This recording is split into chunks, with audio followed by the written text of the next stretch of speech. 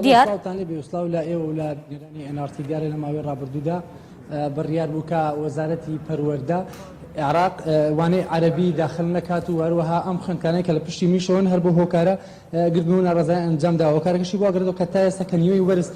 خوێندنەوەی ڕۆیشتووە بەڵام وەک ئەمان ئاماژەیەک پێکرد کە وانەی عەرەبی بڕیار بۆ داخل نەبێ و لە ئێستا بە بڕیاری وەزارەتی پەروەردەی عێراق وانەی عەرەبیش داخل کراوە. من بزانین زیاتر دەچمە لای بەشداروانی ئەم گروپبوونەوەی ئێستا و لێبێ پێم بڵێ ئەم بڕیارە چ زەرروزیانێکی بۆ ئێوە خوێندکار زەرری زۆرە بۆ ئێمە لە بیدایی ساڵەوە لە مانگی یانزۆ عەرەبیمان نەخێندووە لە دوای 5 مانگ بە ئێمەیان تو عەرەبی داخلە ئێمە هیچمان نەخێندووی مامۆستاکان دەرزیان پێمان نەوتووە وتیانە کە داخل نییە لە لای مامۆستا شێرزادەوە دەرچووە بە فەرمی کە عەرەبی داخل نەبێ وەکو دواناوەندی سەگرمی کوڕان ئێمە ناتوانین عەرەبی بخوێنین ئەمانەیە عەرەبی داخل نەبێ. باشە چێ پێتانی و دیانی ئێوانەی عەرەبی مەخوێنن داخل نییە لە پەیجەکان بڵاو بۆ مامۆستا شێرزاد لە پەیجی فەرمی بڵاو بۆتەوە مامۆستا فەرمین ئەلێ تا ئێستا قسەم نەگرە پێویستە بێدەنگی بشکێنم تاکی بێدەنگەبی ئێمە عەرەبیمان بۆ داخلە لە دراسی کوردی لە دراسی عەرەبیە کوردیان بۆ داخل نییە لە دراسی کوردیە عەرەبیان بۆ داخلکراوە ئەمان کۆنمرەمان ئەکاتە 700 هین ئەوە دراسی عەرەبیە کاتە 600 ئەمە نەعەدالەتیە. زۆربەی هاوڕێمان لە دواناوەندی سەگرمی کوڕان حاضر نەبوونە لەم خۆپشاندانە توژمانی کۆرۆنامان زۆرە قوربانی کۆرۆنامان زۆرە پێویستە خوێندنمان بۆ بکرێتە ئەلکترۆنی کەرەنتینەمان بۆ زیاتر بکرێ. ئامانج لەم بڕیارانە چیە تووەکو خوێندکار ئامانج لەم بڕیارانە دواکەوتنی دراسی کوردیە لە شاری کەرکوک و دەوروبەری وەکو ئەوە دراسی تورکمانی دراسی عەربی بەرەو پێشەوە چێ و ئێستا زمانی عەربیمان بۆ داخل کراوە کارێکی زۆری کردوتە سەر خوێندکاران ئەوە نیوەی وەرز ڕۆشتووە 2 هەفتەی تر ئیمتحانی نیوەی ساڵە تا ئێستا خوێندکار وانەی عەربی نەخوێندووەمیش زەرێکی زۆر بە دراسی کوردی دەگەیەنێ بۆیە داواکانی لەلایەنی پەروەردەی وەزیری پەروەردەی هەرێم دکتۆر ئالان بێتە سەر خەت و بەجددی کارەکەمان بۆ جێبەجێ بکات. تۆ ئەگەر پێم بڵێ کۆنمرەی وانەی عەرەبی لە ئێستاە 600 و دابەشی شەشەکرێ بەڵام کۆنمرەی خوێندکارانی خوێندنی کوردی 600 و دابەشی 6 دەکرێت یعنی ئەم جیاوازیە چیە هەیە؟ بەداخەوە دیارە گربوونەوەی قوتابیان لەسەر چیە شتاکە ئاشکرایە پێویست ناکە دووباری کەمەوە چکە هەمیان باسیەوەیان کرد بەداخەوە کە پێم ناخۆشە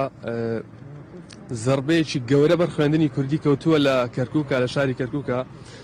لە بڕوای من ئەگە بۆ شوێ بڕوا لە داهاتووە بە هیچ شوەیەک شاری کەرکووک کوردی نییە چکە هەموو هەوڵێکیان بەرەو زمانی عەرەبی و تورکمانیە هەموو هەوڵێکیان بۆ دواخستنی زمانی کوردیە بەداخەوە چیەوە کارە پەروەردەی خۆمان یعنی من زۆر پێم سەیرە چەند جارێ بە شاندێکەوە چوونە بۆ بەغا پێیان هەڵ نەکراوە زمانێک ترکەن کە لە کاتێکە دراسی عەرەبی هەل لە پۆلی 5 ئەدادیەوە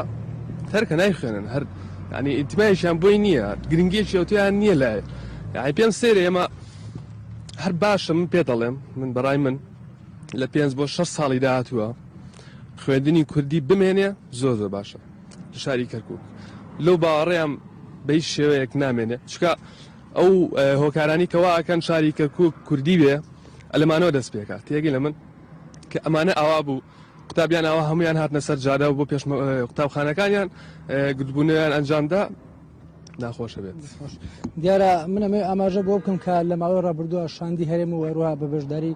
بەرپرسانی خوێندنی کوردی لەم شارە چوونەتە بەغدا بووی کەوە خوێندنی یاخود ئەوانەی کوردی لە ئیمتیحانەکاندا داخل بێت وەروەها وەزارەتی پەروەردە وەک لە بڵاوکراوەکانی ڕابردووە بڵاوان کردو بەرپرسانی خوێندنی کوردی لەم شارە کە وانەی کوردی بڕیارە داخل ببێت و وانەی عەرەبی داخل نەبێت بەڵام لە ئێستا وەک بەشداربوونی گرتبوونەوەکە ئاماژەم کرد کە بەرپرسانی ئەم شارە بەرپرسانی خوێندنی کوردی لەم شارە پێیان ڕاگەاندوو کە وانەی عەرەبی بە هیچ شێوەیەک داخل نییە و ئێستا وەک دەبینی نیوەی وەرزی خوێندن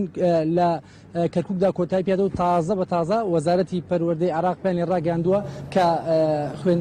وانەی عەرەبی لە تاقیکردنەوەکاندا داخلەوە وەروە هەم نەمێ ئاماژە بۆ بکەم ینی